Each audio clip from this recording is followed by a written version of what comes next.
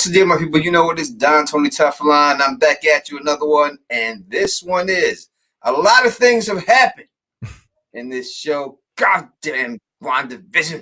It's taking us on a different path that I didn't expect. And we're going to talk about all the theories and all the things that this means for the Marvel's MCU.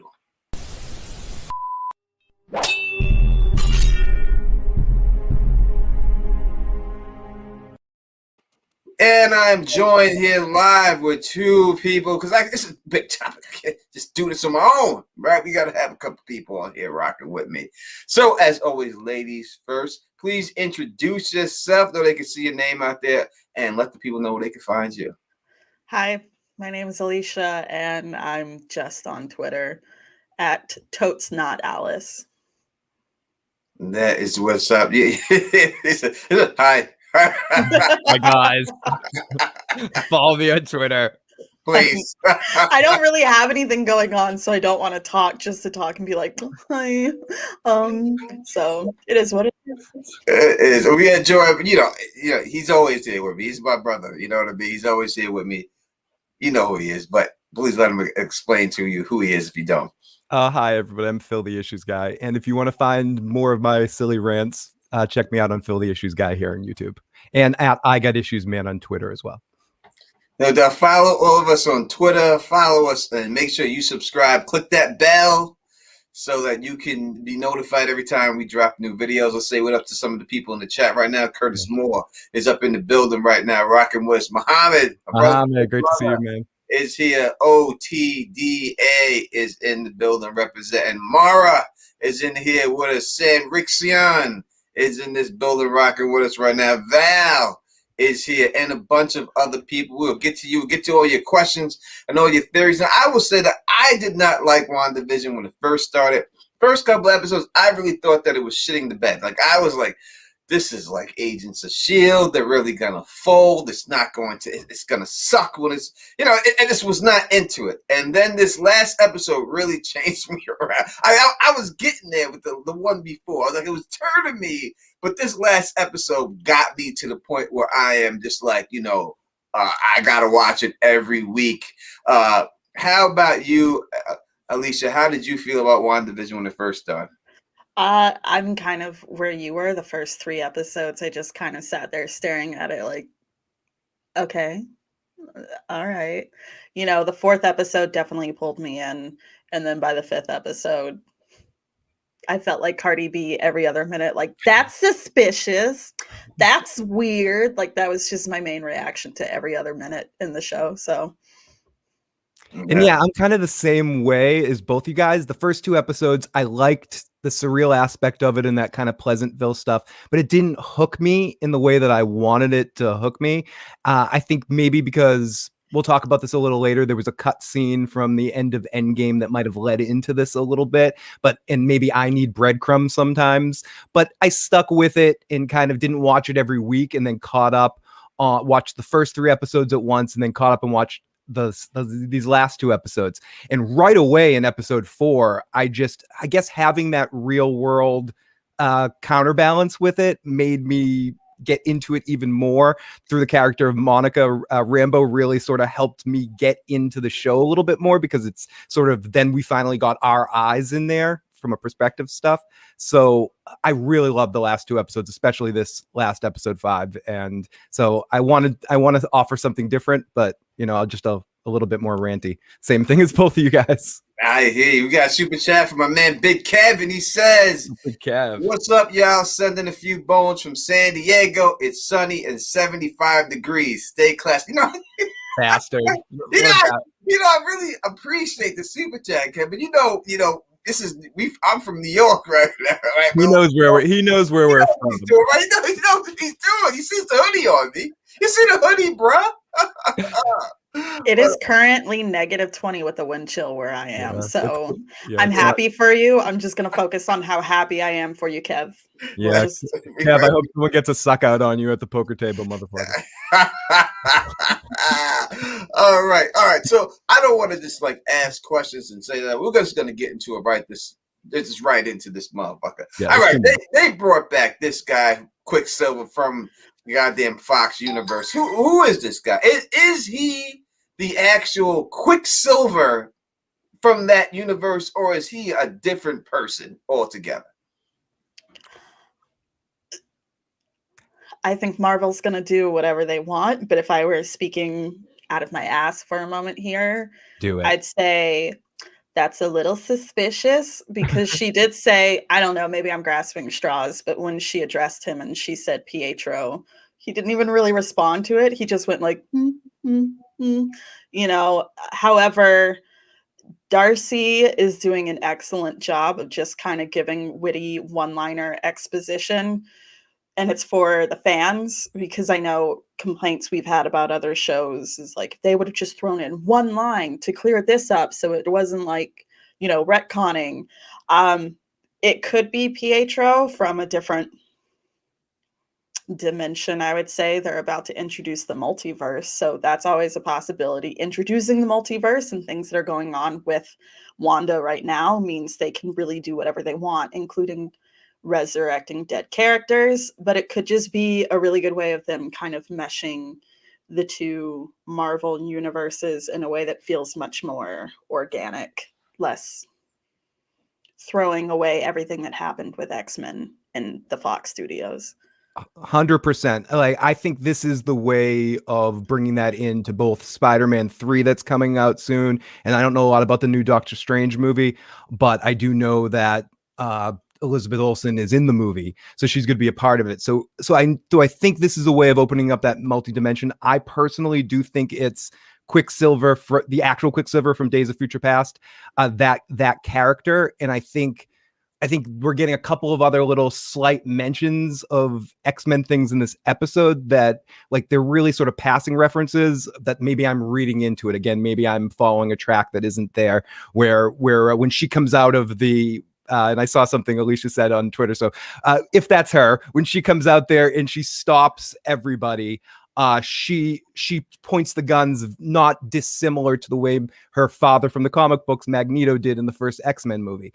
And there's a couple of other moments here and there where I do think this is the way you introduce Tom Hardy into this universe. If you want to do that, this opens the multi-universe thing. I definitely do think that's where they're going with it. I think it's going to the multiverse. We know that's a given. Now, but is this motherfucker part of it? You know, or is he just a red herring for it? You know what I mean? We know they're going there. There's no doubt about it. It could be a red herring because, as Lee said, he's not acting the exact same way. He didn't really respond. Could it be something else? Could it be someone disguised as him? And she says at this particular time, because everyone's thinking right now, that she's controlling everything, but she says, I didn't do that. I didn't, that knock on the door had nothing to do with me. And then all of a sudden, because before they had the conversation about her brother being dead, a little bit earlier, then all of a sudden, boom, here's someone a brother from a different multiverse. There, go ahead, at least you don't have to raise your head. I didn't want to interrupt you, so I was like, hey, can we talk about the timing of that doorbell ring, or is that something you want to say for later? Okay, I noticed because in this last episode, when Vision becomes more conscious of what's going on and he confronts her and he said, at first I thought this was something you were doing subconsciously. Now I feel like you're in control of it. She seems to have these moments where she kind of breaks concentration, and that's when things end up, I don't think it's just her that's rewriting things. It's like every time she breaks concentration, something else externally is thrown into the loop to kind of get her to have that break again. So I know she gave birth to the twins, and we'll discuss the twins later. And then it's like that first moment it shows you that she really breaks concentration.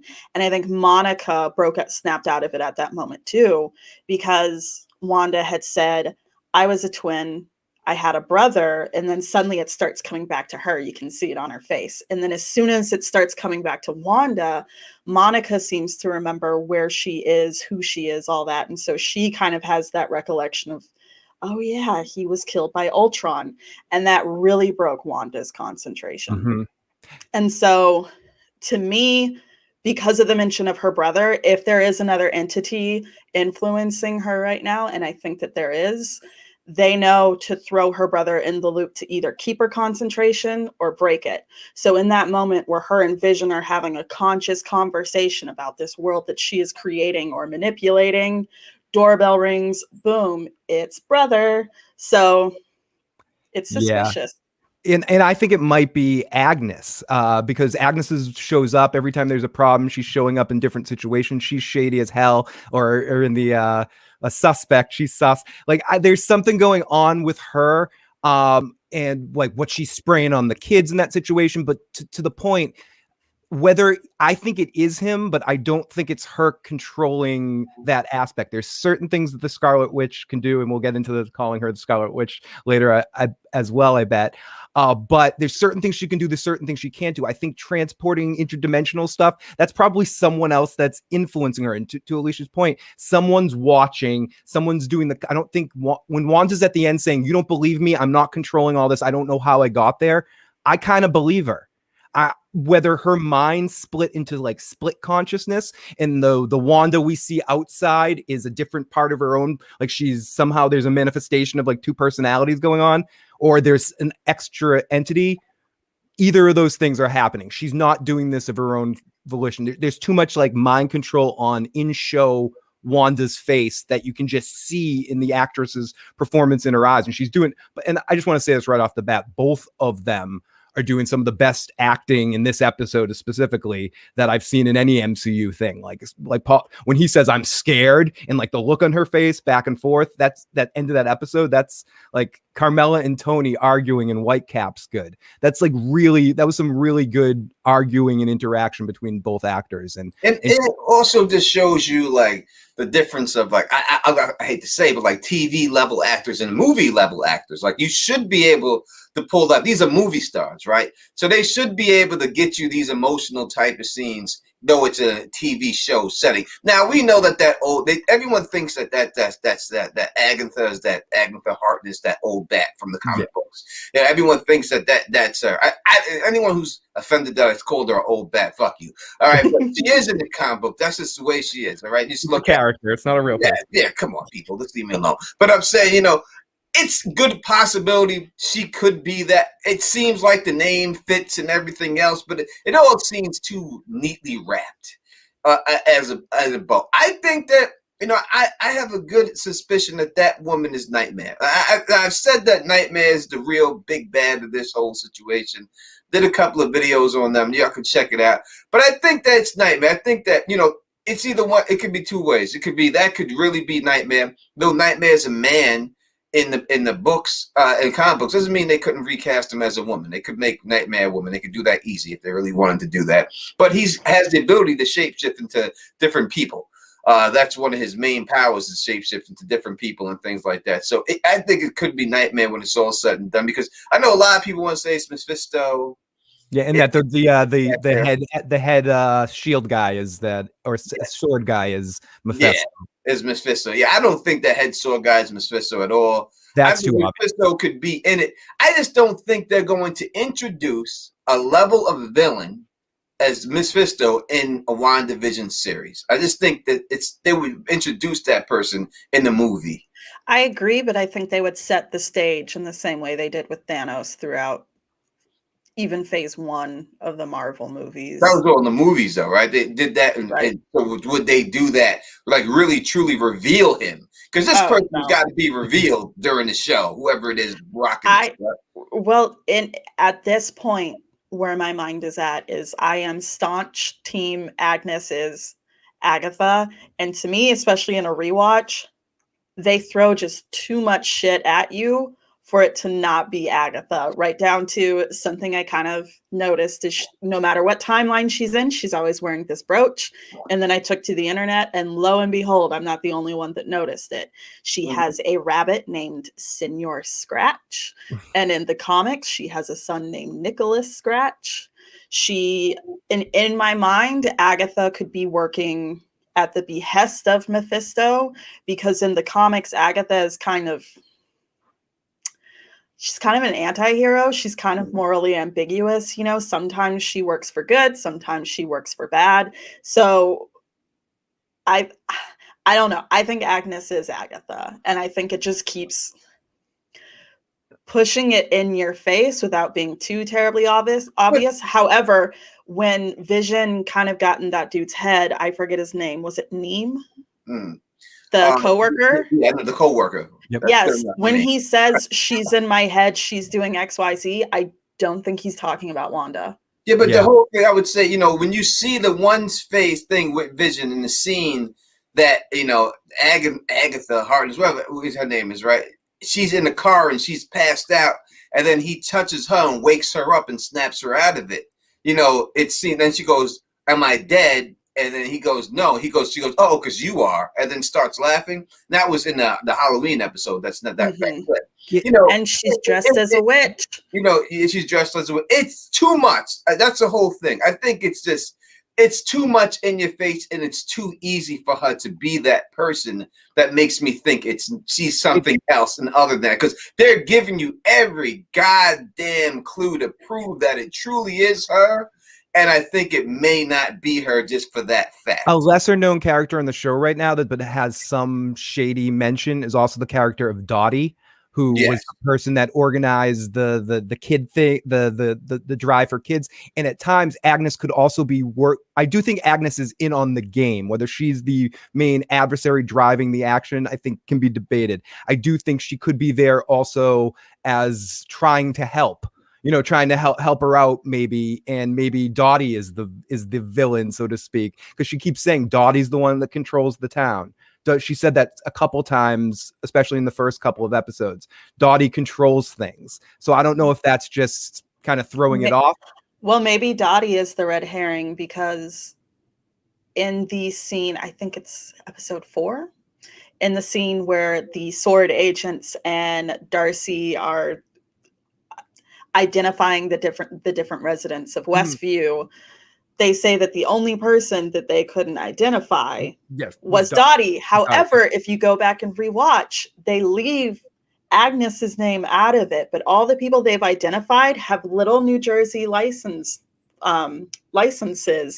identifying them next to their picture, and they never identified Agnes on screen. Not only that, she's missing that little license. Like her identification. So it kind of leaves her. And the mailman is shady too. Someone in the chat said the mailman's definitely in on something. Because they did the pew pew thing with the mailman, and you know, is the mailman is he? I don't know what's going on with the mailman either. Who knows? But Agatha, there's something wrong with that. There's something up with her. She's always Johnny on the spot. She's right there. There's definitely, if she is that woman, it would not surprise anyone, because that's what everyone thinks. And that's the reason why I think that is a good possibility. Maybe she's more than that. Maybe she's Nightmare in disguise as this woman. Maybe he has the real version of her locked up somewhere or something, and he's just assuming her identity. Or maybe half the time it's her and half the time it's Nightmare. We just don't know when that person is. Because it could be Nightmare showing up as her all those times, and she may be the one that you see outside and talking. But she does say the line, they say, "Oh, the devil's in the details," and then she goes, that's not the only place he is. Yep. Would they really release? I mean, when you deal with characters like the devil in Marvel, it's a hard situation, because if you're plan on making money, especially in China, right? Because China, you're not allowed to talk about certain things. You can't get released in China if you have certain things in your movie. They have a very strict code about things, right? Very strict. Like I don't think you can have talking animals in movies in China, like a Dr. Dolittle in China. Oh, no talk, not cartoons, nothing. Like if it's talking animals in cartoons, you can't have it. So if you have certain things with time travel, it can't be in it. Would that affect? You think would that affect Marvel's, going forward, saying, "Hey, we have to make this money. Can we really release someone who's a devil character and put that out there in China and put it out there, knowing that it might get banned in China? You might not be able to do that." That's a good question, because China makes a lot of money for a lot of movies. Pacific Rim, for instance, did as successfully as it did because of China, because domestically it tanked. but China loved Pacific Rim, and I think it's why they ended up making like $500 million. A lot of movies that fail in the box office end up just making their bank in that situation. Some of the failing Godzilla movies, like, or other kinds of action movies, Michael Bay movies, Transformer movies, make a lot of their money in foreign markets like that. So it wouldn't be completely ridiculous. And I was going to ask you that, both you guys, that as well, because I know in the original story of this, which I know a little bit about, I do know that the Grim Reaper and Death and the Devil play a big part in this story. Is that something that they're going to bring in, or are they going to more use this as an opportunity to bring in other Marvel villain characters? And also, are we going to get the Fantastic Four in this episode? Did we get a Fantastic Four reference in this one? I think we definitely did. Let's answer Ron's question here. Could Ralph actually be the black dude because him and Agatha live side by side to Wanda? That's another reason that makes me think that all these people are under the control of Nightmare, and that they're really like asleep in some type of a dream world. Because when you look at I think they did come out with the black guy's name. I think you can look it up on IMDb. I don't think he's Ralph. I think it's someone else. But you can look like the dude is using a hedge clipper going through stone. All right, now that doesn't happen in the real world. So if this is a real world that she put in the bubble, so everything is legitimately real inside this world. It's not like fake stuff in it. It's all real. It's not props, right? It's all real stuff. That's real stone. It's supposed to be. The hedge clipper can't go through stone, and it just can't do it. You can go outside and put your head clipper on and give it a shot. The only way that works is if it's some type of dream. In a dream, anything can happen in a dream. It can go right through the stone. When he was going through the stone, it was like he didn't even realize he was going through the stone. Like he was asleep while that was going on. So I think sorry, I'm so sorry. No, go right ahead. I think he realized it. I think that was his one way of crying for help, because it's so creepy, because he's maintaining eye contact with Vision while he's doing it. And I think that was because Vision is going to see that. I mean, he's going to be like, what the actual fuck? Like, get the gears turning that something's going on here. Because when Vision talked to Agnes and why can't I remember his name either? Ralph. No, not Ralph. It's something. Anyway, when he goes up and he talks to them, they basically silently debate back and forth with each other about whether or not they should tell him what's going on, because to them, and this is the part that's also suspicious, to them, Monica was some sort of, not enemy, but someone who was not welcome there, even though it's later revealed Monica is actually one of the good guys. Yeah, we got Herb. Herb is his name. Herb, there we go. Goddamn Herb from Wendy's. Wendy's commercials. Remember those commercials? Can anyone find Herb? You win $1 million. We find him. I found Herb. But no, I think he was consciously putting the hedge trimmers through the concrete. He was looking Vision dead in the eye. It's like he wanted him to be like, that's really weird, and then come over and talk to him. I feel what you're saying. I just don't think it's physically possible for them hedge clippers to go through concrete in real life. It's just, if it's a real world, you just can't do it. It's just the device itself isn't strong enough to cut through rocks. And it's stone. It won't do it. However, when Monica shot her 70s clothes, they discovered that Wanda is creating real world items and she's transforming them into something else. So Wanda was able to transform a bulletproof vest into pants and a shirt that end up keeping the same properties of a bulletproof vest. So Wanda could have created that stone out of something different that has different that's properties. So I would say to that those are things that actually pass through the barrier. Like if you come through the barrier, then you're transformed into that. I would think that the stone is already there underneath the dome. So I wouldn't think that would be transformed in that way. Dealing with Monica Rambeau, let's talk about. I think she's got her superpowers already.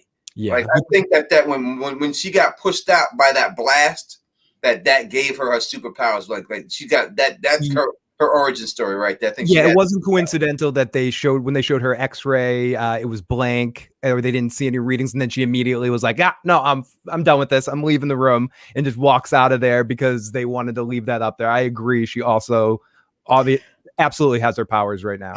Because realistically, she should have broken quite a few bones. She was pushed through like 3 walls, a fence, landed on the ground with a big kaboom, you know. And she's like, "Where's my clothes?" When she wakes up, she's like, "Where?" She's just like, "Where are my clothes?" Yeah, no doubt. Listen, she was the leader of the Avengers for many times. So I don't know if they're actually going to go that route and make her the leader of the Avengers, because usually the leader is a woman. Like it's either her or Wasp. Like really, to me, Wasp is the real leader of the Avengers. Like when I think of the Avengers and the leader of them, when I read the comic books, I always think of Wasp. Like Wasp is the true leader of the Avengers all the time. But they haven't had a woman leader yet of the Avengers. So. I think they will, but the fact that they are bringing up Kang the Conqueror is already announced to be coming up in the Ant-Man thing. They have to set up the young Avengers, right? Because that's what that eventually leads to. So that's why you get the Monica. That's why that's where they're doing with the kids too. I believe the two kids. When we get to the kids, we can talk about them. I believe they're part of the new Avengers. And to Ron Johnson's question before we get off of Monica, why does Monica have beef with Carol Danvers, Captain Marvel? I think that's just setting up some connective tissue for Captain Marvel 2. Maybe partly because she was away in that blip and then the mom died. Maybe there's some connection, some promise that Captain Marvel made to her that she didn't hold up her bargain to in that situation. So I think whatever that is going to be answered in Captain Marvel 2. It's we will get that answer though. We got another super chat. Thank you, Jenna S. It says, I wonder if the footage of Wanda taking vision is altered from Hayward and she never really left the facility, and this is all from her mind under duress or something. I don't know. It may be reaching. I don't think you're reaching there. I think that when you deal with that SHIELD agent, thank you so much for the super chat, that he's very suspicious. There's something wrong with that guy. He's not a good guy. It's pretty obvious he's not a good guy. I think he's a fucking Skrull. I think that's what I think. He's a Skrull. I think it sets up secret invasion, that he's a bad Skrull. If I had, I would say that more than Mephisto. He's got to be a Skrull. When you look at Monica Rambeau, she's got a connection with the Skrulls.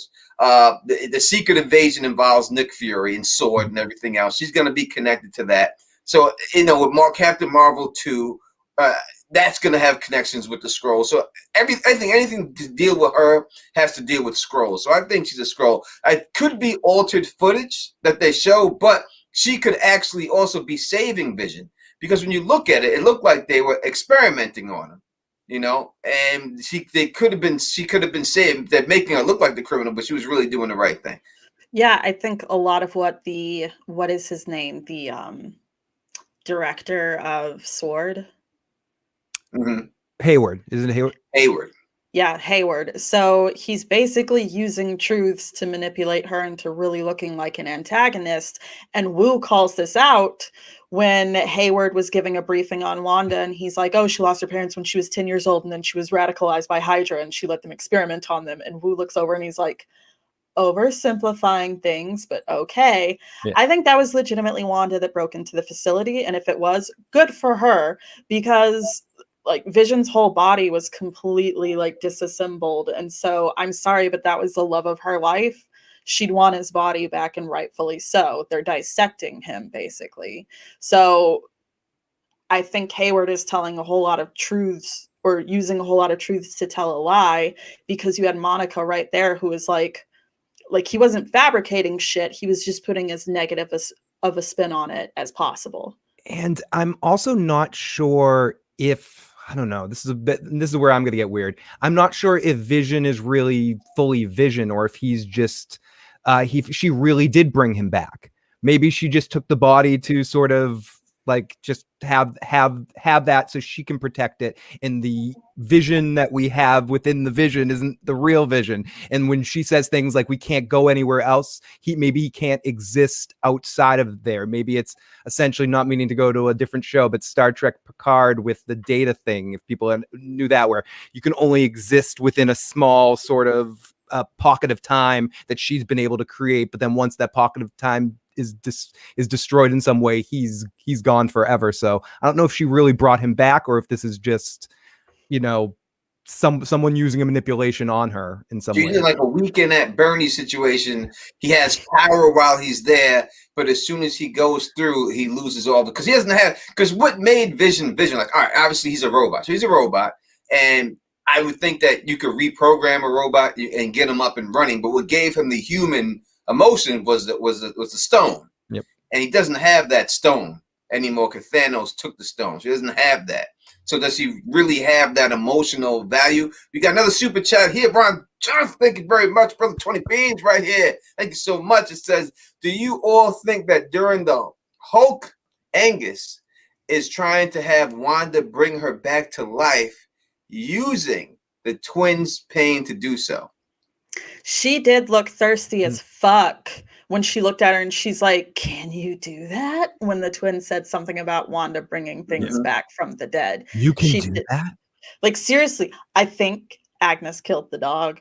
Somebody killed that dog. Which brings like the sketch level to a whole nother. That stuff that the dog was eating would kill a dog if he ate it. That would kill it. So she could have fed it to the motherfucker and killed the dog. I mean, she could have and killed maybe to get her to see if she really can bring people back to life, or to influence her to bring back Pietro later on to set that into motion, because right after that or right around that time period is when she talks to the twins about having a brother and not knowing where he is. So there is something to be said that maybe that some of that was all the plan to bring these kids back and even bring Pietro to distract them so they can affect the twins because I think it's all about the kids. It's all about the kids. It's all for the children. Yeah, it's all about the kids because there are no motherfucking kids. And it all keep talking about kids. And it was like a plan to get her to have because now we know that in the comic books, she has the kids in the comics, and then they're really like shards of Mephisto's soul. That's what they become. That's what they're made out of. So, which is really creepy when you think about it, because it's almost like he got her pregnant without her actual consent, even if he meant to or not. But I am gonna say about God did that to the Virgin Mary, right? And that's okay. You got me. Okay. But no, what I was gonna say, this might be a super big stretch, but Vision could very well be alive, because he, like, basically what was giving him life was the Mind Stone, and I could be mistaken. There's like 6 fucking Infinity Stones, but was it not the Mind Stone that gave Wanda her powers to begin with? Yes, I believe so. Yes, because that was why she was able to destroy it, right? In the end, because she had the same exact power of it, and that's why she was able to destroy it, because she destroyed it, and Vision, she killed Vision. She's the one who killed Vision. She killed Vision herself because he asked her to. And then he rewinded. Then Thanos just, and then he just, he said, you took all that time to kill. Let me show you how it is. And then as soon as Thanos took it out, it shut his body right down. Like he removed the stone, and then he just went limp. He just fell limp. Yeah, he big old crater in his head. Yep. Yeah. Thanos was like, I've seen Superman 1. I'll do that thing where I'll just rewind time and be able to save the day. And Curtis Moore said it was the Mind Stone, and that was a really good point. And that is a really good point, that with both using the Mind Stone in that situation. Without a shadow of a doubt. I think Vision is alive again somehow. And I think that this whole theory of Wanda being able to bring people back from the dead, I think it's oversimplifying what's actually happening. But I think there's a certain element of it that is someone's using her for resurrection shit, now that I'm saying this out loud, because Wanda was extremely full of grief by the end of Endgame. Everybody got their someone back except for Wanda. I suppose whoever was missing Black Widow. It's not funny, but it is. So, I mean, I think she actually took the body, and I think Kevin Feige, however you say his name, he said himself, he said that Wanda is the most powerful being in the MCU universe that's been introduced so far. So a being that is that powerful, who's both telekinetic and telepathic, what happens when they have a psychotic break and someone powerful enough to manipulate that comes along? I think that in the right circumstances, you can get Wanda to resurrect people from the dead within. And this is where I think the multiverse is going to come into effect, because it's not going to be that simple. I don't think she's actually resurrecting what's dead from her dimension. I think she's also pulling for. Okay, we're getting down the rabbit Oh no, hole. I agree with you. I was just about to say Going. what is dead may never die. I was trying to stop myself from saying what is dead may never die. But I agree with you. She's using her power almost in a sense of of her willpower subconsciously to reach throughout dimensions and grab Howard the Duck and bring him back into this particular universe. And so that's exactly what I think is happening. I think that's going to be essentially how a lot of the X-Men get into this universe, or Fantastic Four, or maybe not the Fantastic Four. I think they're going to actually be in the universe, but I could not agree with you more. I was just getting excited by what you're saying because I agree with it. All right, let's go. We got Lori from Facebook. Thank you. You know, we are live on Facebook and Twitter, I think, too, and YouTube. Lori says, what about the Sun's thing when she mapped Vision's neuron pathway before Thanos took the stone? Will Wanda be able to use that? Oh, Shuri's thing when she mapped Vision's. I think that, you know, that's what Shuri did, right? Shuri was said straight up. She said, hey, he's a computer. Why don't you just reprogram it? And that's what she was trying to do, to make him work without the stone. That's what Shuri was trying, but I don't know if she actually got a hold of that. So that definitely could be a factor in there. Good point. I forgot all about that. We have another super chat from Jenna. Thank you so much. 999 says, but it's weird. It looks like there's tons of kids right now for the Halloween episode. I wonder if Agnes was serious when she said kids, you can't control them. So I wonder how that will work.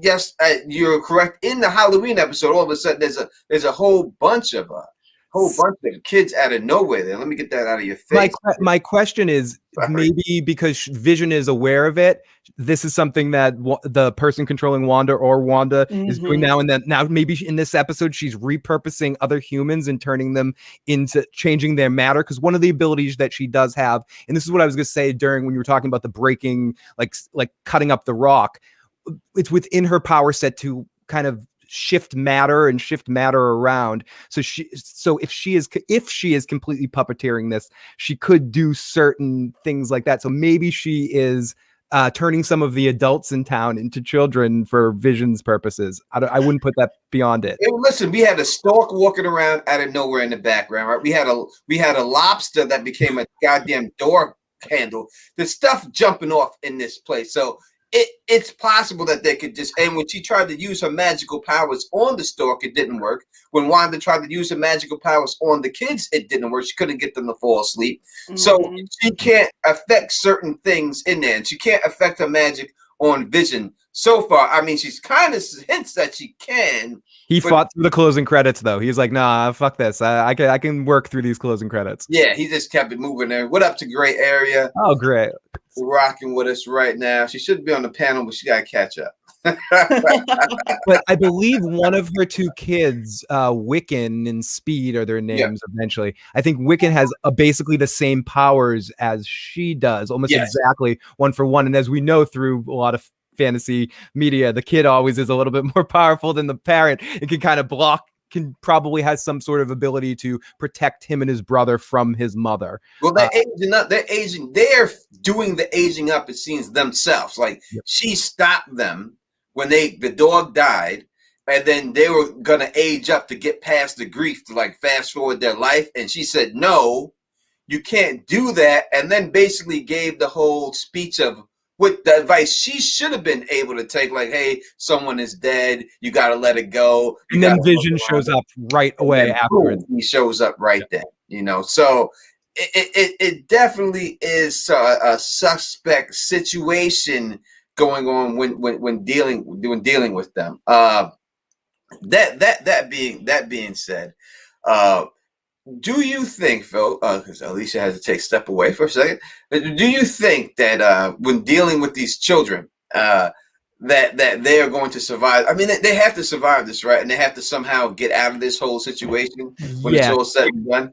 I think and this goes, I guess, to what Alicia was saying, where maybe Vision really is alive. I think they really are, in some ways, their kids within that. There's something Monica said that within there, it's real in there. So I do think when this is all said and done, the kids will still exist, and it will lead into a new Avengers kind of thing through these characters will exist in some form or fashion outside of it, even if Vision doesn't. I don't think Vision maybe lasts this season. I think this might be it for Paul Bettany in the Marvel universe, but I don't know that for a fact. I think that he might, and it's like you talked about earlier, he might be alive as long as this barrier is up. There's a possibility that if the barrier comes down, that's the end of Vision's life. But now that I think about it, I think that he is alive, because if it was just a figment of her imagination, she wouldn't be able, like, she'd have full control over him. He's had too many moments where he breaks away. He may be the one who builds that tank that they used to break in. Yeah, it could be Reed Sue, or it even could be Dr. Doom. Maybe it could be Victor, depending on the version of Doom that they do. It could be. I think it is some connection to the. But those are people that they need to keep in the other universe. I don't want to see those old Fantastic Four people.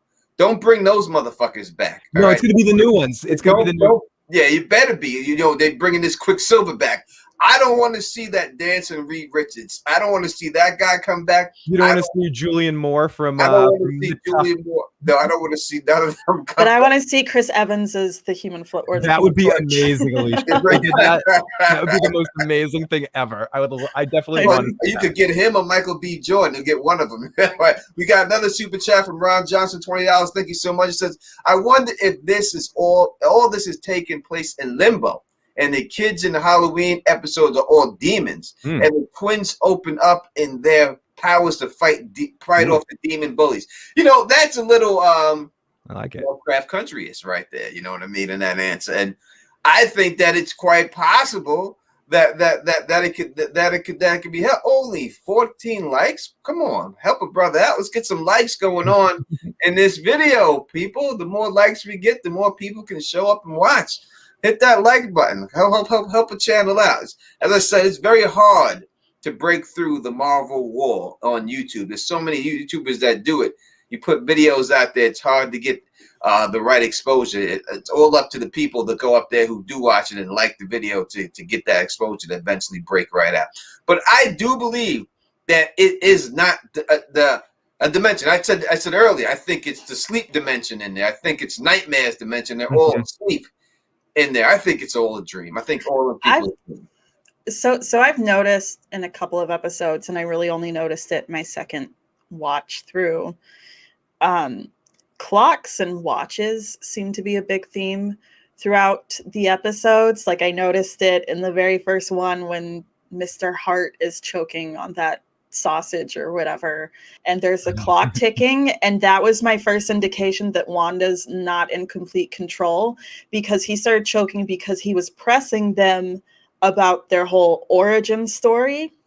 And I think that whoever's pulling the strings with Wanda, he doesn't completely want her to know, or they don't completely want Wanda to know at that point that she's being kind of manipulated, because she stopped to think, like, how did we meet? And then all of a sudden, Mr. Hart started choking, and then there was the ticking of the clock, and that's how you know Mrs. Hart was kind of conscious about what was going on, because she's looking at Wanda and she's going, stop it, stop it, stop it. And then there were the commercials, which honestly, I don't think the commercials are that deep. I think it's just kind of like greatest hits of Wanda's regrets, you know? But in the commercial, it advertised the watch. I feel like there was ticking or like a clock in the background that was pretty important in some other scenes. But I think that time manipulation is kind of a theme through this. I do think they're dreaming. There's just a lot going on there, but I thought I'd put it out there with the ticking. Almost every character has watches in every scene. I noticed the time thing as well. And yeah, I think the commercials, you're spot on in what those are. I think in this episode with the blood spilling and kind of up, that's the building that she blew up in. Was it Civil War, or where she lost a lot of lives? Was it Civil? It was one of the movies. No, it was Civil War. Yeah, so it was Civil War. Was it Civil War? Age of Ultron. It was no, you're right, Tony. I think it was one of the two. One of the two of the movies. So Age of Ultron is when she's introduced, and she's actually introduced as a villain. So Civil War, the whole one of the things that kicked it off. Yep. So she the bomb goes off. She lifts the bomb in the air, and it goes through the building and kills the people in the building. So I think that first commercial with the toaster and it was like a Stark built toaster and it was ticking. I think that was reminiscent of when her parents died, when her and Pietro were 10, and it talked about how they were under rubble and they were like staring at a shell that hadn't exploded yet. So almost like it's like it's this trauma for her, like it was ticking and they were kind of wondering if it was going to go off, because there's a moment in the toaster commercial where you're like, okay, what's going on? So then the next commercial is a Hydra commercial with the watch. And I think that was her time with Hydra. And then there's a soap commercial with Hydra. And I think that's where she's trying to like wash herself clean of Hydra. Well, they said that Hydra used to use like soap for like mind control. Mm-hmm. Oh, in the show, they said that Hydra, you wash with the soap and somehow would control you and stuff. That they would do that. I forgot which movie it said that in, but I do remember them saying that oh yes, the Hydra can control you by the soap, by washing with the soap. Then I was digging too deep. I mean, that's still a traumatic thing. Hydra is still down with them. Thank you, James Elliott, for the $2 super chat. Emma Frost, Dottie, done. I would love an introduction of Emma Frost, because she is like, I don't think any production that they put out so far has done Emma Frost justice at all. I don't think they've done a lot of these mutants justice. A couple of them have been okay. I mean, I didn't like Iceman. I didn't like Rogue. I mean, you got to get Rogue in here eventually, because she's got to, take. You need real Rogue. You like the Rogue that you got there was a Rogue that decided to take the shot because she wanted to be normal, which she had every right to at the end. But her ultimate thing was losing her powers. The Rogue that you see in the comics is conflicted about it, but she loves the fact that she can, especially once she gets those the superpowers, can have a little bit more control of her action. She's more comfortable in her skin than the Rogue we get on the show. Cyclops was horrible every time. We need a good Cyclops. Cyclops has got, and James Marsden was good casting in that part, and he can do great stuff, but they friggin' But here's the deal about Cyclops, though. Like, no one actually gives a fuck about Cyclops in any platform. I think one thing that Anna Paquin, whatever her name was, she's a good actress. It's just I wasn't sold on her being Rogue, because the whole thing about Rogue is Rogue can't touch people, but she still loves to show off her form. Like she's a flirt, and she isn't just a flirt in her interactions. She's a flirt with what she can do. And like she constantly, and I'm not saying this like it's wrong, it's just fact, she constantly exposes her skin to show what she's got. But at the same time, if you touch her, you're like to die, unless you're a mutant that can recover from it quickly. So, I mean, Rogue is such a powerhouse in the comics. Colossus that can cover himself. I would say you could. That's what they invented condoms for. Let's. That's what Colossus did. Colossus just puts on in the comic one steel condom, a giant steel condom, and he can do whatever. He wants. Whereas like in the X-Men movie, it was just Rogue that grew up to like have 2 vampire lovers and True Blood later. It was just wasn't doing it for me. I was gonna say, what was I gonna say? I forgot. The Rogue thing threw me off of my question. We were talking about Emma Frost, the introduction of more X-Men. Then we talked about Cyclops and how no one gives a fuck about. No one gives a fuck about. Yeah, I got it. So we had Olsen. She said that there was going to be a reveal that was Mandalorian Luke Skywalker epic. Yeah, the Luke Skywalker cameo. Was this Quicksilver? That cameo? Magneto. No. Oh, so who do you think that cameo is going to be? It's going to be Gandalf. Yeah, no, I think there's a possibility it would be Magneto, but I recently discovered that Marvel kind of wrote in that Wanda and Pietro aren't actually children of Magneto. And plus, another thing that struck me is it is now 2021. And a huge factor in Magneto's plot is World War II and the Holocaust. And he's now of an age where he'd have to be like 100 years old or pushing it in anything he appears on going forward in any Marvel production. So I think they might kind of, outside of unless it's within the comics, they might let the Magneto thing rest for a hot minute unless they're doing flashbacks. So who is it? Who is it if it's not this Quicksilver? This Quicksilver that we've seen is Magneto's son in the Fox movie, because he says that his mom had a friend that can maneuver that can lift things, you know, move metal with his minds. He doesn't put the two things together, but to that Quicksilver is definitely the son of Magneto, the one that we just seen. So who is this person? I mean, when you talk Luke Skywalker, like Luke Skywalker is the main person in Star Wars. So to me, it would have to be. You saying Wolverine, Tony? Is it going to be? He said that on his video earlier, but my whole thing is like Logan was the swan song for both Patrick Stewart and Hugh Jackman as their respective characters.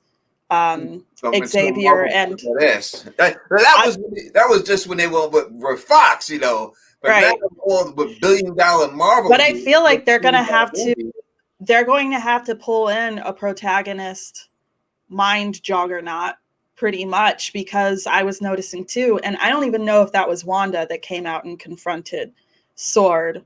However, I did notice she was slipping back into her Sokovian accent a little bit. When she went back into the hexagon, she did something and it just all turned red. So it's almost like she was reinforcing the barrier a little bit. So whoever comes along and helps them out, they're going to have to be pretty good at their shit. Someone who can go toe to toe with Scarlet Witch or help her break away from that, which might be where Agnes comes into play. I don't know. I'm just not convinced that Agnes is really an antagonist, like big boss, final boss in the show. So, I mean, could be Patrick Stewart. Who knows? Yeah, it could be. Like, I tend to think it's going to be an X-Men, but could it be, Tony? I know you said that you didn't think that this would be a payoff, but would the Fantastic Four count for that? I know they can't go up against that, but would seeing Reed Richards like if it was a brand new Reed Richards, yes, that's a high level person to bring Reed Richards in there, you know. But she said cameo, like you would have to know who this person is. The way she's putting it like then this Patrick person Stewart already exists. He already exists in one show. And you're going to know who this... Like, if you bring in Reed Richards, you wouldn't know it's him unless he comes out and says, "Hi, I'm Reed Richards." It's going to be somebody that they already know who is famous. Let's get to the super chat here. You can still talk about this. Thank you, Jenna, for the $4.99 super chat. She says, Paul B. said he and this mysterious person had sparks in their meeting. Emphasis or description. Villain or friend. Could it be Ultron? So to specify, someone corrected this on Twitter to me, or someone corrected me on Twitter about this. So I guess what Olsen didn't actually say herself, that the cameo was Luke Skywalker proportions. It's just how the journalists interpreted it. Like, you know, Olsen was very much like, oh, this is going to be big. And Paul Bettany, however you say his name, he said that it was somebody that he's been wanting to work with for a long time. So that tells me whoever this actor is, Patrick Stewart, they've been doing this for a long ass time, and they're kind of legendary because it's Wolverine. It's Wolverine. It's Patrick Stewart. It's Ian McKellen. It's gotta be Wolverine. It has no choice. Someone said, I thought we were talking, it could be the grandmother. No, it's not the grandmother. But Reed Richards would be good. Curtis Moore said before that could be as simple as Doctor Strange. So Doctor Strange is a good guess, but I think that wouldn't be shocking because everyone knows that she's going to the multiverse of madness. Well, Paul Bettany has worked with Benedict Cumberbatch already. Yeah, so Tobey Maguire. Wonder Man is a good choice because Wonder Man, you know, the Vision is really created from Wonder Man. If you want to go through the comic books, the Wonder Man is the Vision. And then Wanda was dating Wonder Man, and basically she left Wonder Man for the android version of Wonder Man. No.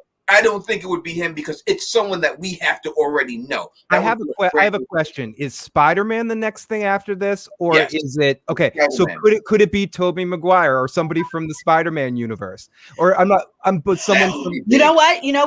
I just had an epiphany.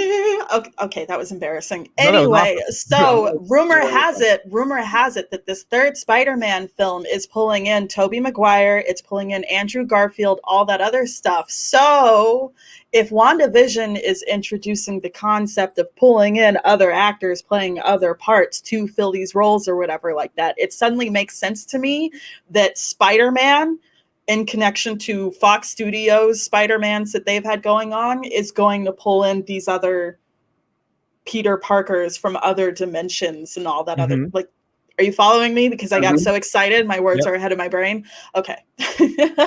So maybe it's something like that at the end where we see some connection to that, but it doesn't affect the story, but it pushes the Marvel story along. But from what I understand, the next 3 productions, including this one, is WandaVision, Multiverse, Doctor Strange, and then Spider-Man. And do you want to know a big bad? Oh, Spider-Man first? Spider-Man's first, and then Doctor Strange is last. So a big bad that I know connects them all is Mephisto, and that's why I'm following that whole thought process that Mephisto isn't actually going to appear in WandaVision as much as he's going to be at best. And I agree with you that Mephisto probably is the next one, but in the last Spider-Man movie that they had, they talked about the multiverse. Like Mysterio claimed to be from the multiverse, even though he wasn't, but he claimed to be from the multiverse in that movie. So they had already talked about the multiverse there with Spider-Man. Will they introduce the Madam Web at some point in time? Yeah, well, I hope so. That whole bag too. She looks just like Agnes or Harkness. I was gonna say, I was thinking about this today. I think they're just gonna mesh the 2 characters together eventually. You were saying that earlier about how they like to connect or combine characters like that. I could see them doing something with Agnes and Madam Web to combine to make her or a character like that. I could definitely see something like that. Mostly I remember Madam Web from when I would wake up early on Saturday mornings to watch the 90s Spider-Man cartoons. And I think I was too young to I think I was too young to process a lot of what I was looking at, but I just remember she used to pull him into this whole other dimension to just say cryptic, mysterious shit to him. So Nightmare would always mess with Spider-Man. If you look at all of the comic books dealing with Spider-Man and multiverse, it's always Nightmare fucking with him all the time. That's why I'm thinking that this is Nightmare. This is Nightmare. The setup is Nightmare, and then you go from Nightmare to Mephisto. Like you set it up with Nightmare first, him doing all this, because Doctor Strange has to have multiple people to defeat this person, whoever it's going to be. I don't think it's going to be one person that he's going to have to fight, because he can fight Mephisto head up, Doctor Strange, and handle him. He just handled Dormammu by himself. So in order for Scarlet Witch to be involved too, I think it's got to be more than one person challenging him. Right. But the thing with Doctor Strange is I don't know if he defeated Dormammu as much as he literally annoyed the shit out of him until Dormammu was like, fine, go. And he did that with the help of the Time Stone, which supposedly no longer exists. It's been destroyed, but okay, we'll find ways around that. They're because coming it's back. the MCU. He probably got it back when he went back in the time and grabbed it off of Tony Stark's glove, right?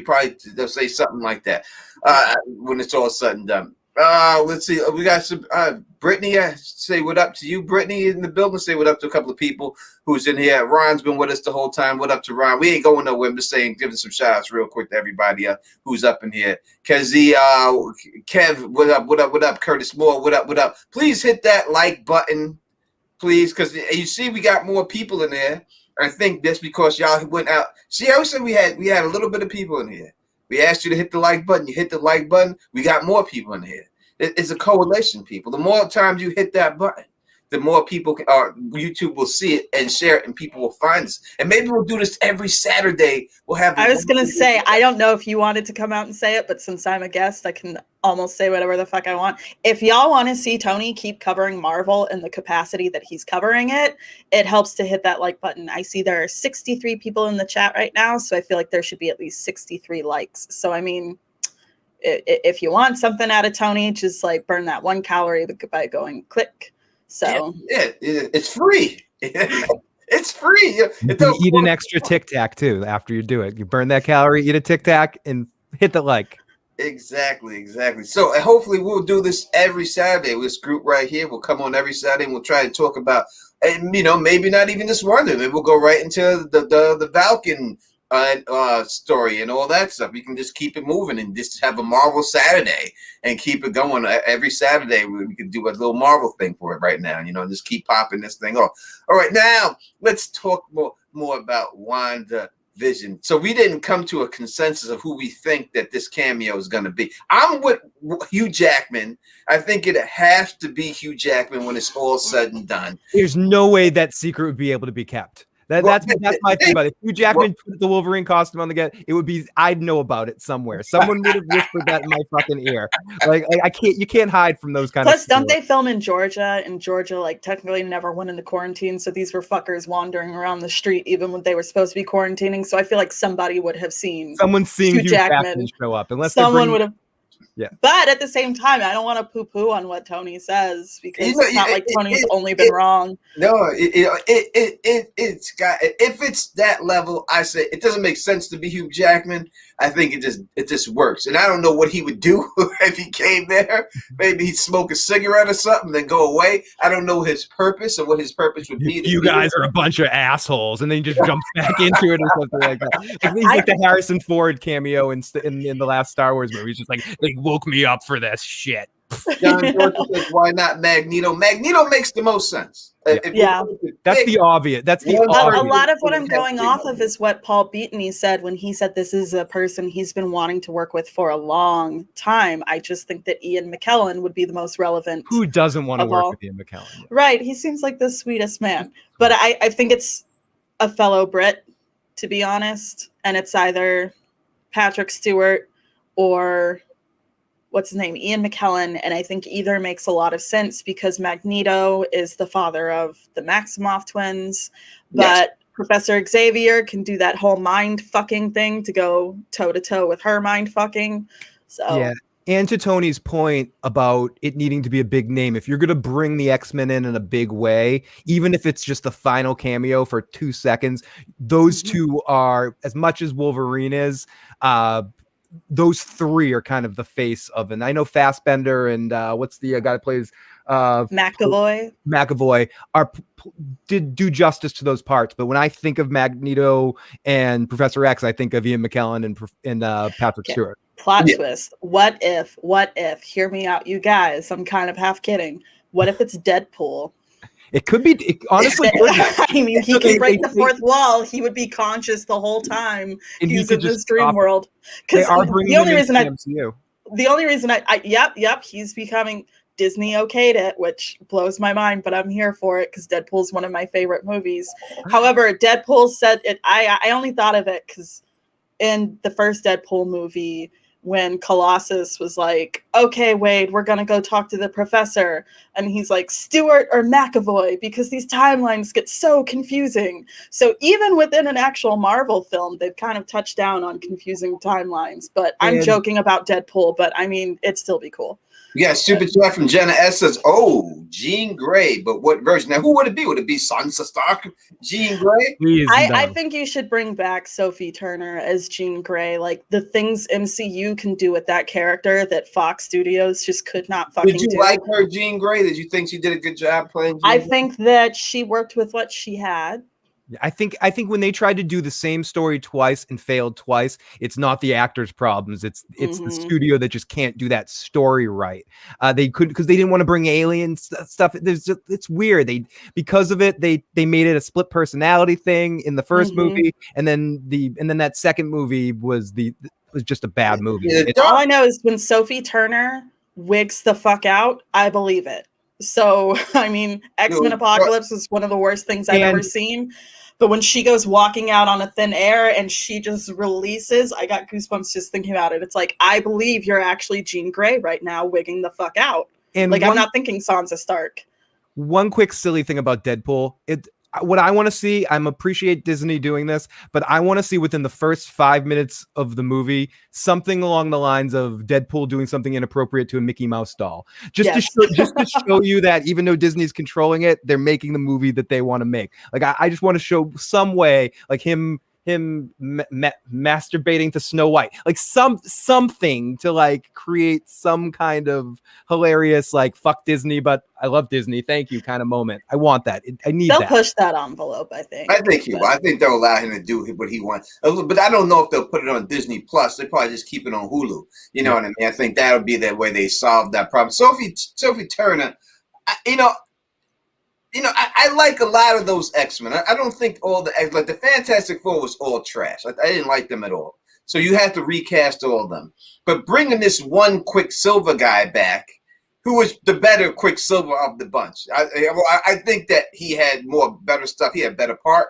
They did the animation better with the slow motion. They created the best fast character, and having someone that I appreciate the television show Flash, but the best fast version of anything I've ever seen ever. I think I'm so happy to see this actor playing that character again, hopefully. Well, in the Age of Ultron, from what I remember watching Quicksilver in the animated X-Men series in X Evolution, which was a fantastic show. Yeah, but Quicksilver is also silver-tongued and quick-witted.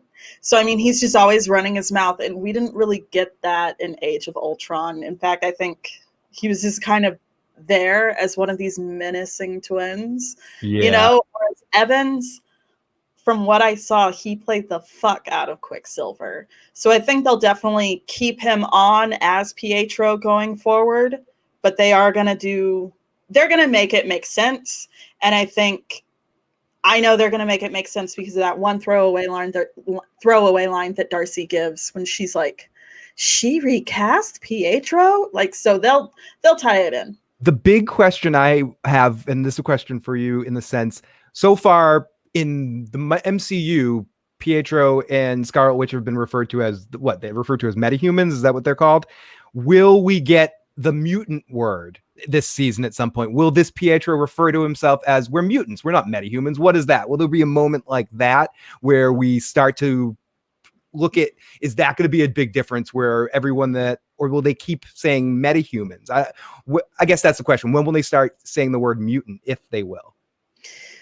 I don't know. I think it might be a slow and steady thing throughout the years. I think if Kevin Feige, whatever his name, Kevin F, if he's shown anything, it's that, yeah, Kevin Federline.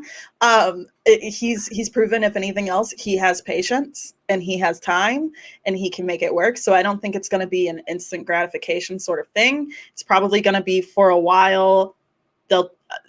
I don't know. They might just try to slide it in that they've never mentioned mutants before because Fox had rights. But I mean, they could introduce the whole X factor in the genes before they introduce the word mutant. I think it's going to be a slow and steady thing to the point that 20 years from now, we're not going to give a shit. So who knows? But I mean, I'm glad that they're not just completely wiping out X-Men from Fox. They're just kind of, go ahead. No, because that's the question. That are they? And that went to something that Tony was asking from the very beginning. Is this, and I think we'll know more in the next episode when we get to see more of his personality. Is this Pietro from Days of Future Past, that timeline, or is this just kind of what Darcy was hinting at, that in her mind, because she can't deal with, or because they can't deal with the tragedy of what happened, she recast him, and they just happened to cast him looking in this way? I tend to think it is that Days of Future Past character, but we won't know that till we actually see his personality, because of what you said. His personality is vastly different than the one we saw. Much more quick-witted, making fun of everybody. Like if he shows that side of his personality, we know that the MCU is honoring the Fox universe too and saying it's part of the multiverse. But if they kind of if he's something completely different, just not the one we got before, it'll be something different. They're more just using the actor. Would they do that to us too? Would they just, would they bring this guy back and have him playing a whole different? That's what I'm afraid of, Matt Murdock. That's what I'm afraid of with the Daredevil thing. Sorry, Tony. That's what I'm afraid of the Daredevil thing, is that when we finally do bring Charlie Cox back as Matt Murdock, that he has to be the same raw, horrible, beating the shit out of people till they are bleeding in their face character that we got on the television show. Otherwise, we're just having Charlie Cox play a different Matt Murdock. And would they do that to fans of that show, or are they honoring that character by giving us the actual version of those characters? I have an idea. So I don't know if WandaVision is going to completely follow the plot line of House of M, but if you remember what led up to Scarlet Witch saying no more mutants is because she dreamt up this whole reality in her mind, and then somebody broke it to her like, yo, your kids aren't real. So she started to break a little bit more with that. And then Magneto tried to kill her brother because he was pissed off about something. I don't remember. And then that's when she breaks down and she says no more mutants. And I think like 80-something% of gifted humans lost their abilities. And so, I mean, we could have a plot line similar to that, except she might end up, once it's undone, if Quicksilver, if this is how we're logicking it, if Evan Peters, if he can be pulled from a different dimension, and that can make sense, then after this whole House of M WandaVision thing going on, she could pull the mutants from a different dimension, and then they can start incorporating X-Men into an existing MCU in a way that's linear, no retconning, makes sense.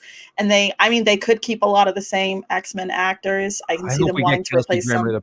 I hope we get Kelsey Grammer to play Beast in a real version. Yeah, he's a great Beast. I don't know if they would do it. Jenna S. Super Chat, thank you so much, 499 Mother Mutants. Just like you said, it could be a reverse no more mutants. She could be the mother of mutants, as she said. She could be the reason why we have mutants now, and Scarlet Witch is the mother of all the mutants, and bring them in from different dimensions, or start to awaken their powers on this earth.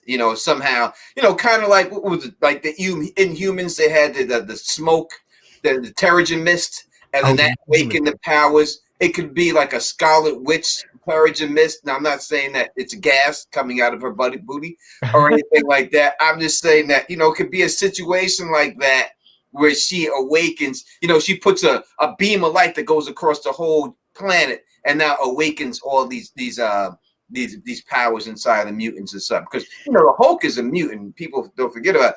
The Hulk is truly a mutant. The gamma rays just unleashed the power of the Hulk, but he was born with the Hulk inside of him. So the Hulk is a mutant, but the gamma rays release it. It could be a situation like that. Do we know the next time we'll see the Hulk yet?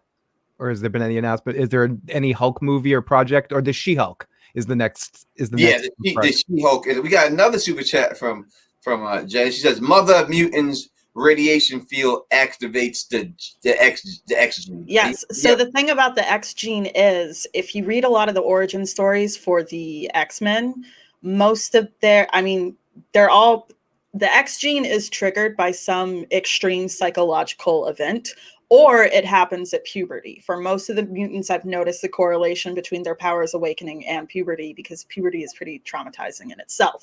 So if you remember in Deadpool, when Ajax, aka Francis, and Angel Dust were experimenting on all those people, they were basically trying to activate the X gene or the X factor. So a lot of people in the MCU are born with the X factor. It's just a matter of whether or not that gets triggered throughout their lives that creates them into a mutant. So we could totally be going off of this, like there could be some consequence to her whole palace coming down, and it could release like all sorts of radiation fields, as you put it, or it could be this big wave, like this power wave that just like shoots throughout a certain parameter, and it creates a shit ton of mutants. So there are so many ways this can go that's plausible, and they have to get it done now, because as I said, they got these other movies coming up, so they have to do it. So if this leads into Spider-Man, which it does make sense that somehow this is connected to Spider-Man.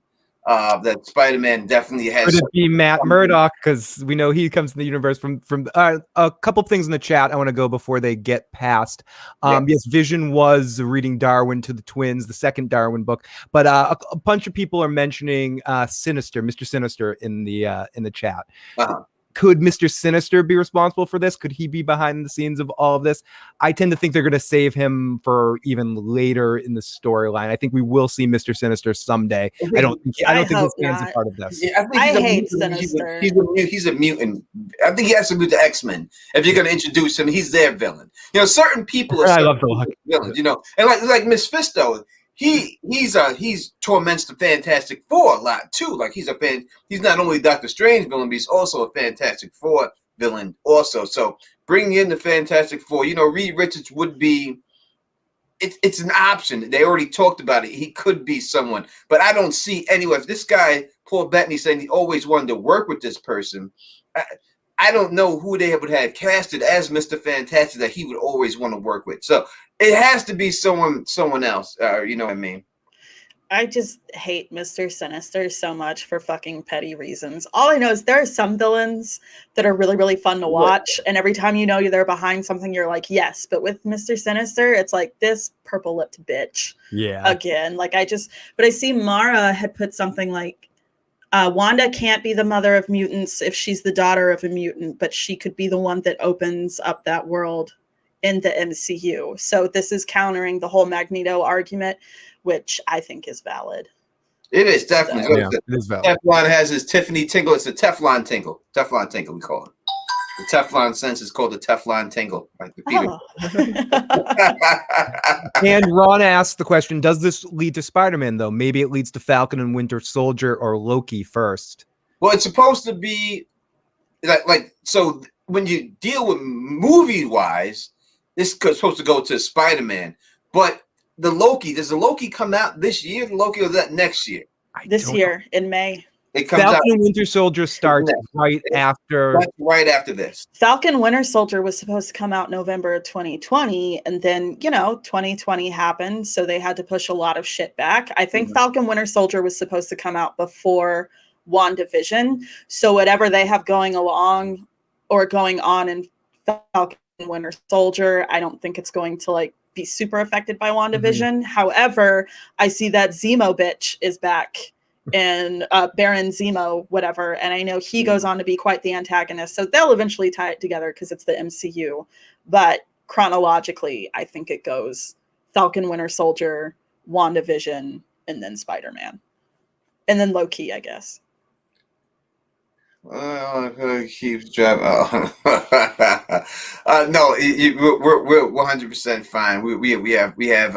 So when you do monetization up here, you can choose to put that you allow yourself curses, and you still do get monetized with some curses. So we're good on that. My bad. You're fucking okay. Changa says in the chat, Hulk is not a mutant. He is a mutate. Not the same. He has no X gene. He does. So that was in there. That you could definitely check the comic books for that. It was proven that Hulk truly was. He was Bruce Banner was born with the Hulk in him, and the gamma radiation is what released that. That is canon. They put. I forgot exactly what comic book that was in, but they put that out in the comic book. That's the way it is with him. That he was born. That the Hulk is a mutant. So that's a fact. I know that's a fact. We just got Machine Gun a bunch of great questions. Do you expect to see Hank McCoy with AIM in WandaVision? Do you guys think we'll see Reed Richards next episode? Let's take one at a time. All right. So do you guys see Hank McCoy AIM in WandaVision? AIM, I definitely could see that part, especially the fact that they're using that in a lot of video games and stuff like that right now. Usually that's how they set things up. They put it in the video games, see how people like it, and then they put it out there. What do you think about AIM? It wasn't okay. You're gonna have to jog my memory because I have been much more of a Marvel fan in the past. The yellow suit people, the people in all the yellow suits that advanced. They're basically like an evil Shield, right? They're like the evil Tony Stark, Okay, got it. Okay. Inventory machinery, and they want to weaponize the world with their stuff. But they make robotics. They specialize in robotics. They're not like Hydra is like a cult. You know what I mean? They're not like that. They're just they're the businessmen trying to use their weapons to take over everything. Kind of brings in MODOK too. You have to bring in big-headed MODOK. If you bring them in there, you would have to have that in there with him. You can't make it work without MODOK.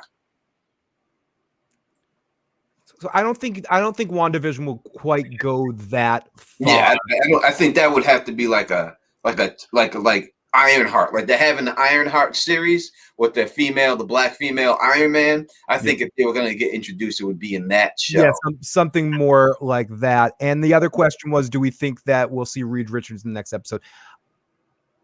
I tend to think more like Tony, that we may get mention of that. I think that we'll see what he builds, but I don't think we will actually see him, but I do think it's Reed Richards she's talking about. I'm convinced of it. I think they're going to introduce. Oh, go ahead. Sorry. No, I don't know if they casted a Reed Richards to put him in there yet. So that would be the problem with Reed Richards. I think slowly but steadily they're going to introduce a lot of the characters from Fox Studios.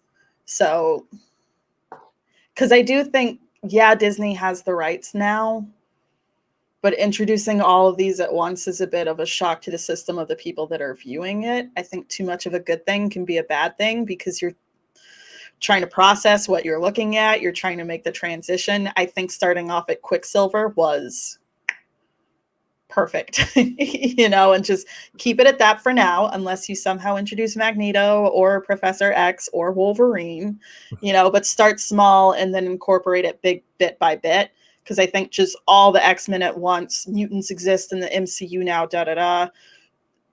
overstimulating for us, I think. Yeah, you gotta have to bring out the spectacular Spider-Ham then, right? You're gonna have to bring Peter Porker out. Yes, Peter Porker. I want to see Spider-Man.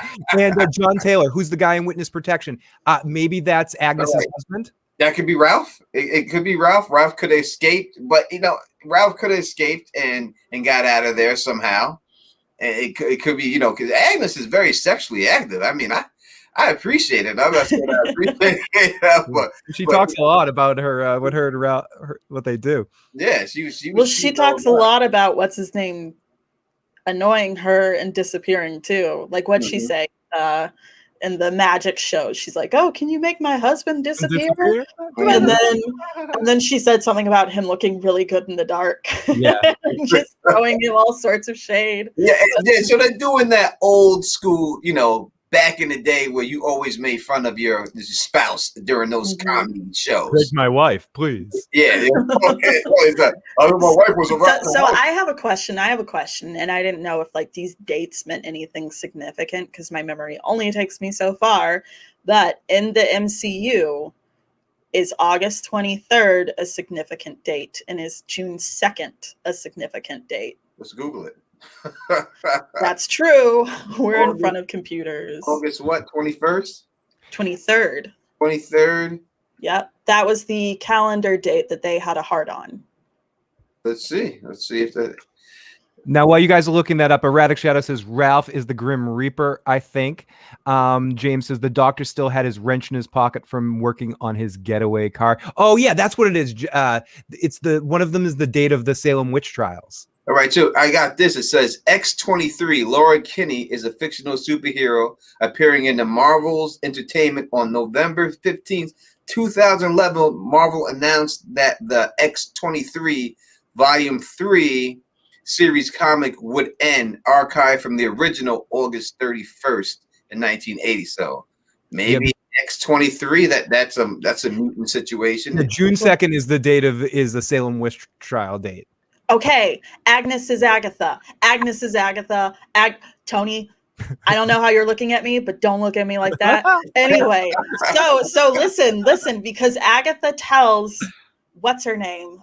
Wanda, that her husband cannot remember their anniversary. And she said the only way he'd remember it is if there's a beer named June 2nd or something. So Agatha, I don't know if she founded it, but I believe she lived there for a really long time. She lived in New Salem, Colorado, and it was this whole fucking community that she headed up. So if they're nodding to the Salem witch trials and her being a witch and she's dressed like a witch, she always has that witchy brooch. I'm sorry, I think she's Agatha. Poo-poo on it all you want. We'll see. And as Tom added, they even have her in the witch costume in the preview for the next episode. There's a lot of things that point to her being that. And I'm not saying that it doesn't. I'm not saying that she's not. I just say it's so much like they're throwing it right in your face so much. That's a super thorough red herring, though. And it's stuff that you have to research and really pay attention to, though. But they know they do. They know these damn YouTubers. They know that YouTubers are animals. Animals. But they as George calls us, some asshole on the internet that every time I do something is complaining. They know we're here. There's no doubt. YouTubers they're frame freezing every still image. They have to look at everything in the background. They're enlarging it. They're putting light on it, doing everything. They know that. So it's like this is a Pruder film. it seems like that would be it. It does seem like that she's Agatha Harkness, right? It does. It really does. But that's why I think I'm gonna go with Nightmare being the big bad in this one. Still, I'm gonna stick with Nightmare. I'm gonna stick to my guns on it. But it does seem like that she is. There's no doubt that she definitely. It seems like she has something that she could be. Auntie Agnes, always loves little Franklin Richards. Now, little Franklin Richards is the most powerful mutant of all time in the history of mutant. Franklin Richards is one of the most powerful persons. Is that the kid of Sue Stark and Sue Storm? He creates pocket dimensions as a child just to play with when he was a baby. Like, I remember he killed Mephisto. He wiped Mephisto out when he was like a 3-year-old by looking at him, and some beans came out of his eyes, and he just took Mephisto out just like that. Like, it was really simple for him to do it. Like, he is the most powerful person. Like, he's beyond their level. Like, he gets to that point. I don't know if anyone is actually beyond their level. Like, the Beyonder is like the highest level there is. But he is as close as it gets. Because I played the Marvel role-playing game for a very long time in my life. And the final stats, when you have stats of the thing, it's the highest stat you can get. It's class 1,000, class 3,000, class 5,000, and then it skips and it's beyond. And each one would do that. So class 5,000 would do 5,000 points of damage. Beyond, they had no number, saying that if you got hit with anything that was beyond, no matter what your armor was or anything, you were automatically wiped out. It just didn't matter. And that's how he was like closer, but there's been no character in that beyond level but the Beyonder. Everyone would cap off at class 5,000. Like Galactus was like class 3,000. Yeah, I was going to ask you where Galactus was. And John Taylor says, I played that game. Shift X, Shift Z? Yeah, Shift X, Shift Y, Shift Z. So it started out with just Shift X, then class 1,000, and then the expanded version got the Shift X, Shift Y, Shift Z, class 1,000, class 3,000, class 5,000, and then beyond. So, but it starts off as feeble, typical, poor, excellent, good, excellent, remarkable, incredible, amazing, monstrous, unearthly, Shift X, Shift Y, Shift Z. Wow, I'm duly impressed by that knowledge base right there. Yeah. I played that game for years. Like, that was my most favorite thing to do. That's how I know all these goddamn powers for all these people, because I fought against them and read all the powers and read everything else and see exactly what they can do and everything else and all that. So that's why when I see certain things like on the show, I'm like, the power levels is not matching up. They wouldn't be able to. Mara says what you just did was kind of hot. Kinda. Well, hey now. I'll take it. I will definitely take it without a shadow of doubt. No, I used to love that game. I used to play that game every day of my life for years straight. Like, it's the only thing I wanted to do. And all that. But yeah, all right, listen, we've been here for almost 1 hour and 30 minutes. We're going to call it a day. We're try to keep it short and stuff. That's not that short, but still short enough. Yeah. We're going to be back every week at this time, every Saturday. And we're going to keep rocking this. And we're going to keep I have one more babble thing that I quickly want to mention. Just the fact that what this episode sort of went for, they had a Family Ties beginning, but also had some shout outs to Growing Pains. And then there was one actual shot that reminded me of Full House. And everything with the twins kind of also was kind of Full Housey at times. And I love seeing Elizabeth Olsen, especially in this age. And I hope they continue it with next week with the with some more Full Housey kind of stuff.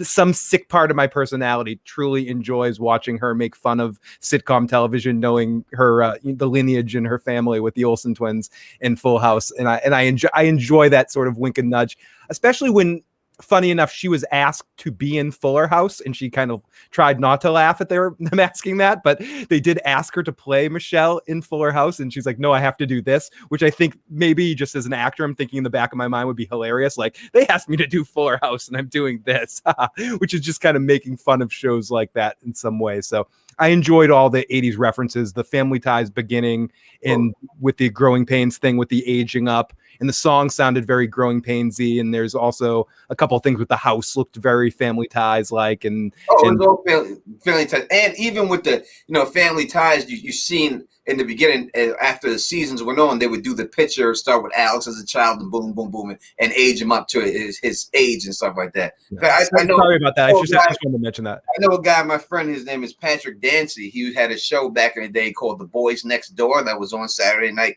They were like a band, and it was called The Boys Next Door. You can look it up. It's my friend Patrick Dancy. He used to date Tina Yothers, and I've met her because he brought her around the way. And that's when she had like black hair. She dyed her hair. She had like a punk. She had like a punk band and stuff like that. Yeah, so I met her back in the day. But you know what? We can talk about all that stuff tonight on After Dark. I'll tell you that whole story. I'll be back tonight with an After Dark stream. I think we start 10 o'clock tonight, Phil. Yeah, 10 o'clock tonight. We'll be back with an After Dark stream. Definitely come back, and we'll be back next week with another Marvel stream talking that Marvel shit. So listen, make sure you subscribe, thumbs up this video, and make sure you hit that notification bell. It's very important that you get all notifications because people say they don't get them, and you have to hit the bell for notification and then say you want all notifications. That you have to do. It's a two-step process. You hit the bell and then say you want all notifications. Let me thank Alicia, Phil the Issues Guy, for being here. Please, again, tell the people where they can find you. Again, Alicia. You can find me on fucking Twitter at fucking at Totes Not Alice. Language. Fucking A, fuck. Yeah, you can fucking find me on fucking Twitter at that fuck. Okay, I'll stop. Okay, at Totes Not Alice. I have an alternate account that's supposed to be just for Song of Ice and Fire. I think it's still not Alice. Anyway, Twitter, that's where I'm at. Yeah, you can find me at fucking Phil the Issues Guy here on YouTube. Leave that lady alone who is just trying to help a brother out and make some money. No, hey, I apologize until I reeled it back until you said you can say fuck on this particular stream. So I was like, fuck yeah, it's all right. It's fine. It's fine. I appreciate you, Ma, for looking out for a brother. I truly do, straight up. I got love for you, baby. No, it came from a good place. It came from a. Thank you for doing that. But we made a tremendous amount of money in the super chat, so we ain't gonna need that money anyway. So fuck that YouTube advertising. That's just like $15 over the course of like a lifetime or some shit like that. You know what I mean? That's how does Alicia expect to find a nice husband with that mouth? Oh, Tom, believe me, she could find a beautiful husband. Most of the guys I've dated actually like how much I swear. So there's a shoe for every foot, I guess, or a foot for every shoe, however you do it. And thank you for worrying about what's for mouths this tonight in the After Dark stream. So until next time, you know who it is. Peace and stay sexy.